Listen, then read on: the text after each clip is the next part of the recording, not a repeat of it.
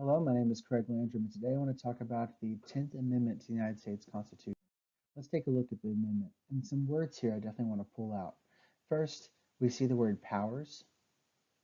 We see the word delegated. Now, I'm an English teacher, so you got to stick with me here. I love synonyms and I love good vocabulary. We see prohibited. That's a good word to remember. And also we see reserved. And of course, the key word here is states. You'll see that a lot. And then also you'll see this word that I really, really like, the people, right? So we are talking about powers that are given to the American people, all right, through the states and through their government. So basically, in layman's language, we have the powers or the authority not delegated, not given to the United States by the Constitution, nor kept back or prohibited by it to the states, are reserved or are saved to the United States respectively or to the people. So what the Constitution does not give to the United States government, those powers are not implied. Those powers are saved for the states. So there are some powers which the states might have, which the U.S. government does not have, right? Same thing with the people. There are some powers which the people have, which the U.S. government does not have. So let's take a look at the historical development of the 10th Amendment. You can see my claim here that the 10th was actually borrowed from the Articles of Confederation. I'll show you by comparison. That's the 10th Amendment on the right, and here's the second Article of Confederation on the left. See the phrasing, each state, that's a key term, so I'm talking about the same states, retains its sovereignty, freedom, and independence in every power and jurisdiction and right, which is not by this Confederation expressly delegated to the United States in Congress assembled. So the powers, I'll highlight a few keywords up here as well. I love my words, y'all. The independence, sovereignty, that's a key word, authority, right? Freedom and power and jurisdiction, all of these terms of authority, all of those ideas, all of these rights are maintained by the states unless they are expressly delegated to the United States by the Congress. So, this same concept that states have to be expressly delegated carries over into the 10th Amendment. That's why we have the same language. The power is not delegated to the United States for the Constitution. So if you notice, the Articles of Confederation have it flipped. The states are mentioned first, and then the government's mentioned second. In this case, it's the same thing. The states are mentioned first, and the government is mentioned, the government is mentioned first, and the states are mentioned second.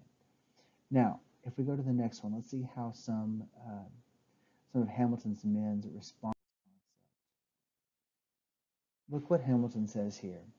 I find that several states are particularly anxious that it should be declared in the Constitution that the powers not therein delegated should be reserved to the several states. This is emotional language. He's saying they're anxious, they're worried, they're freaking out, we might say in modern terms. Perhaps words which may define this more precisely than the whole of the instrument now does may be considered as superfluous. Once again, that's emotional language, saying it's unnecessary. What we have here isn't needed. I admit they may be deemed unnecessary, but there can be no harm in making such a declaration if gentlemen will allow the fact it is as stated. So Hamilton is obviously not a fan of the 10th Amendment. He calls it anxious, superfluous, and unnecessary, and saying that there's no harm in making it, but it's not needed. He's trying to weaken the power. Whereas historically, the 10th Amendment has had a tremendous amount of power for states and their rights when it comes to how their interactions with the federal government take.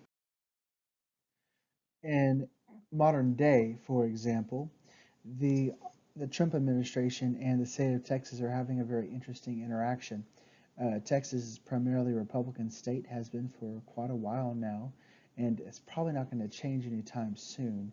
Yet the Ken Paxton, the AG for the state of Texas, is consistently suing the Trump administration, and is consistently suing the federal U.S. government, the federal government.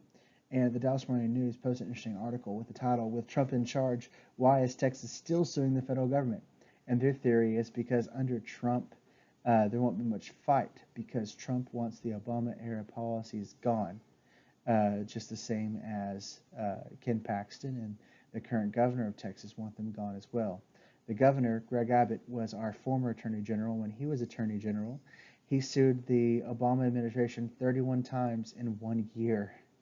So there's been a lot of pushback on states' rights, a lot of pushback against what was perceived as a threat, whether wrongly or rightly, from the federal government on the state of Texas's natural rights and natural authority. So we see this in modern day. We see the Constitution, the 10th Amendment to the Constitution, rather, still at play, and how states are interacting with the Trump administration, with the Obama administration before it. And in many cases, you see states pushing back against some of Trump's policies, where they're lobbying lawsuits and exercising their rights as states, as independent states within the United States, within the body of the United States. They're pushing back against his administration on policies that they don't like. So we see this beautiful reality that states do have a voice against the overreaching or overarching federal government. They do have the power to stand up for their people on a local level, whether wrong or right. We wouldn't have that without the 10th Amendment. So I would disagree with Hamilton that it was superfluous, as he said, or that it was unnecessary. I think the 10th Amendment is extremely necessary, and I think it is a beautiful thing for our country.